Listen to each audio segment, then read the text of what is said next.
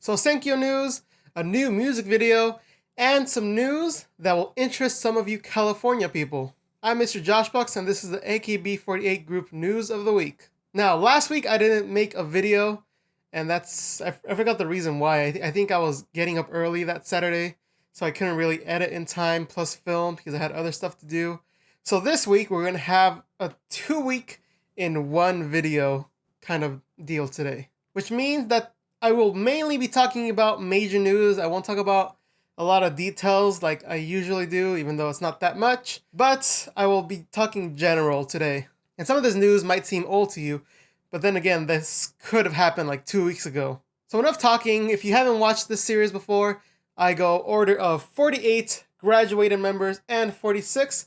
You can see what section you're on the top right of the screen, and let's start with 48. Now, as I said in the beginning, a lot of Sousenkyo news. It's a lot of recap stuff I'm going to talk about. A little sprinkle of new stuff here and there, but it should be interesting nonetheless. The first thing that happened is that a lot of posters came out for the groups, as they do every single year, and I'll do a little flash of the interesting images that I saw. And that's with all the groups: AKB, SKE, NGT, NMB, even BNK with Izutarina is there. You know, she has to represent, she's part of that group now. And I mean, most of these were headshots, but there were some creative ones which I really appreciate, and I'm sure a lot of people appreciate. Next up is a promotional poster, which shows Sashihara on the top, and then everyone representing their own group. And it's pretty interesting to see NMB having a different representative than usual.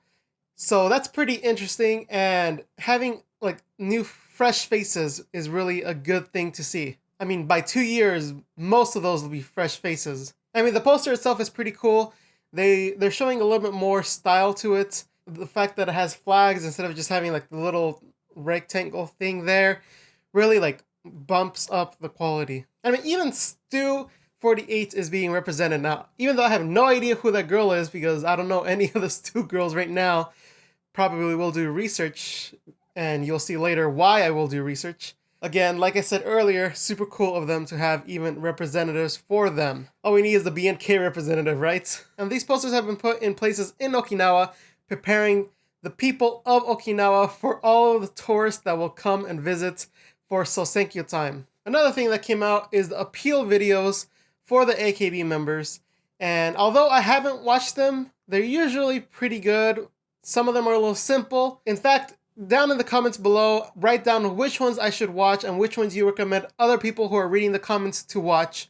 You can pimp out your Oshimen like this, and also show me some funny ones. And the last bit of Sousenkyo things that came out is the cover of the actual Sousenkyo Guidebook. Now, this is super late because I actually talked a little bit about this in the previous video I did.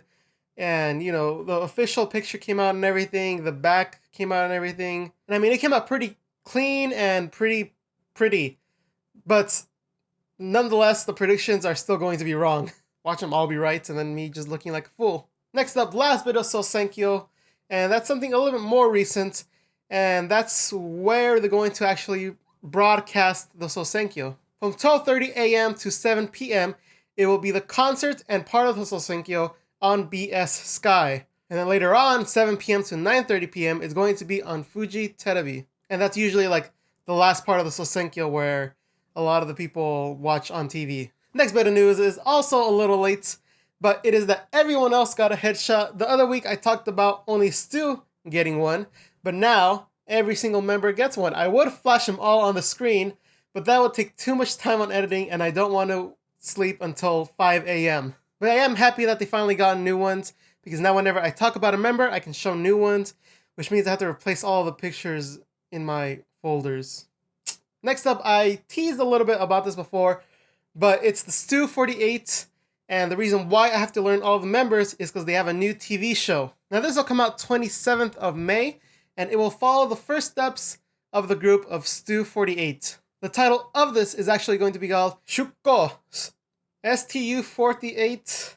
Why did I say it like that? Satoshi no Shoujo Tachi no Chosen, or in English, Departure, Stu48, The Challenge of Satoshi's Girls. I know there's a little mini-series that's going on that's 1 minute and 30 seconds long, showcasing one member. It's kind of like the length of Nogizaka's Baito series, and I would watch it if it had better editing. But it will be interesting to see them have their own TV shows and kind of show it off a little. Now we just need NGT's show to be subbed, and then this Stu48 show to be subbed, which I feel like is more likely for some reason. Next news is about Stu48 again, and it's actually about them holding their first live. Now the first live will actually be held June 3rd, and actually it will be held in Okayama. So those of you in that region at that date, then you can go to the Ion Mall. I mean, it's a mall.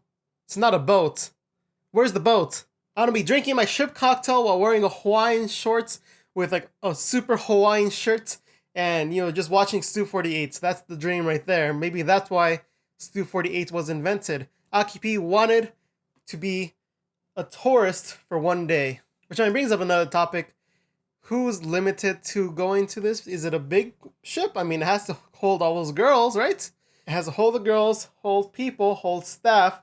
So it would have to be a pretty big boat. And if it's a big boat, are regular people allowed?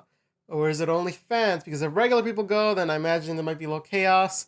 There might be like, oh no, those foreigners are going to mess everything up and stuff like that. But other than that tangent, next up is about AMV48. And that is really short, really quick news. And that's that they finally started a Twitter.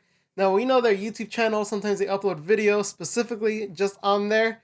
International fans can watch those. And now we have a Twitter from them. So it looks like they're stepping up their social media game, which is always good, especially in this day and age. Next up, I'm going to talk about a graduated member, and that's Wasamin. Now, Wasamin is an ex-AKB48 member who turned into an Eka singer, and she's doing pretty well for herself. But the interesting thing about this is that she will actually come to California, which is where I am, and she will go to San Francisco, where I am not. And this will be for J-Pop Summit 2017. So it's going to be her, as well as other idols. If you're interested in different idols other than 48 group, then you can go check out the website and see all the info about that. The event will be September 9th to 10th, and it will be in the Fort Mason Center in San Francisco. And I mean, I would go, but I'm saving up money for my trip to Japan in February, where hopefully, fingers crossed, I can find some way to get Nogizaka 6th anniversary concert tickets. Again, if you have those connections, please let me know. I'll definitely make videos about that, but I will also make videos for J-Pop Summit if they invite me as a guest.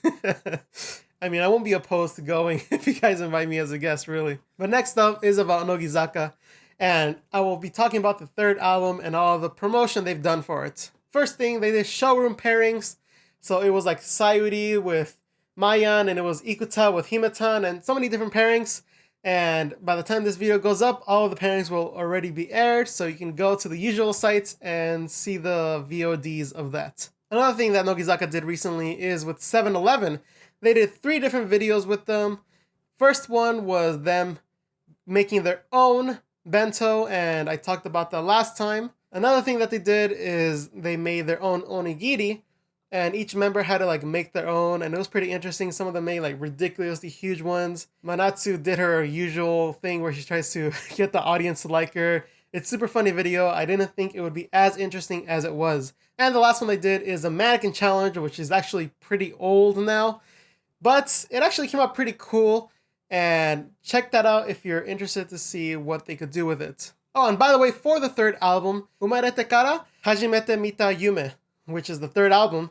And actually, the first day sales were 263,087. And I mean, for the price point, this is pretty good. This is like more than double of what a regular CD costs, so that could only give hope for future ones, right? Next up, I want to talk about Saito Asuka for a second. And the fact that she was in a music video, but not a Nogizaka music video.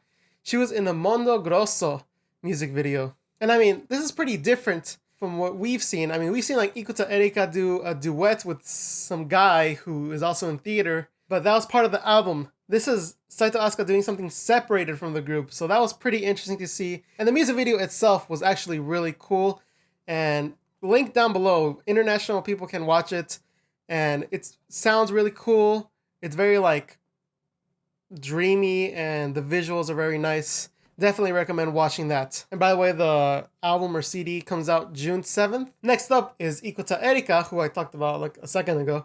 But she is in a new theater play. And I mean, she's been she's like at least in one like every month, pretty much. But this one was called Mozart the Musical Stage Play. And I mean, this is right up her alley with all the classical musical things she did with Sony and the fact that she plays piano and everything. It's pretty interesting to see the role she will take. And the role she will take will be Mozart's wife. Now, I don't know how big of a role she usually plays in this. If she does do a main character, I mean, she has done main characters in different stage plays. It would be pretty interesting to see her take on this, really. Because I imagine she would play piano since she is so talented in it. Maybe it's a little bit of a different take on the original story. And plus with the experience she has with Res Miables and... what did I say? I'm keeping that. Romeo and Juliet. All the experience comes up and it'll really help out this play. And then next up we have Kyakizaka. Now, there wasn't a lot of Kyakizaka news per se. There was a lot of individual member news, but that was mostly blog posts and magazine covers. But what I will talk about is about the drama that came out recently. There's been 2 episodes since I talked about it last time. Watching it, I don't really know what's going on. I can't really get a grasp on it. Like, I know the basic concept, but I'm still a little confused. I've also seen some people not liking it, saying that like they set themselves up and then they like ruin it. So I think I had to wait for the subs to see how good exactly it is. But thankfully, subs for the first episode have came out thanks to UKN48. One of their members is in 48 Talk, which I have been on before. But thanks to that, I will actually go and watch it right after I finish this and fully enjoy it and see what it's all about. And last bit of news is a little bit more of the community news that I talked about last time.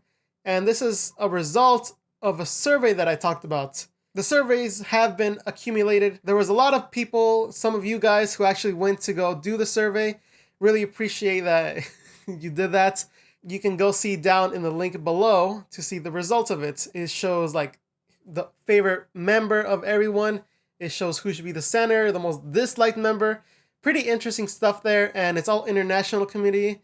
So you can go and check that out and see what the international community really thinks. Maybe next time when we do this, it's even a larger sample group, and then we get to see like a lot more details about the whole international community. And I mean, even though Mayan should have been top 2, it still is pretty interesting to see who actually got top 2. And if you thought it was Mayan, then you're wrong, because I wanted it to be Mayan, but it wasn't. So go down in the link below and see who international fans think is the most popular member.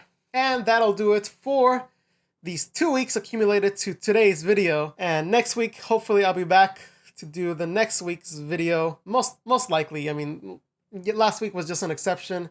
June 16th will be an exception as well. Because, you know, Sousenkyo. That way, when I come back the other week, I'll be able to fully explain my experience with Sousenkyo and do a whole bunch of stuff with that. So I'll be looking forward to that. I also did a photo book critique of Nanami, which a lot of you have been asking, which is the second photo book, 2017. So you can go check that out if you haven't already. And it's a pretty interesting book because of the whole... well, you just have to watch the video to see. So yes, you can subscribe to keep up to date with these news videos. Again, they will be weekly. Last week was just an exception. You can like the video if you liked it. And please comment down below the recommendations I said before or anything about the news that I talked about. So you can go follow me on Twitter. And as always, thank you all for watching.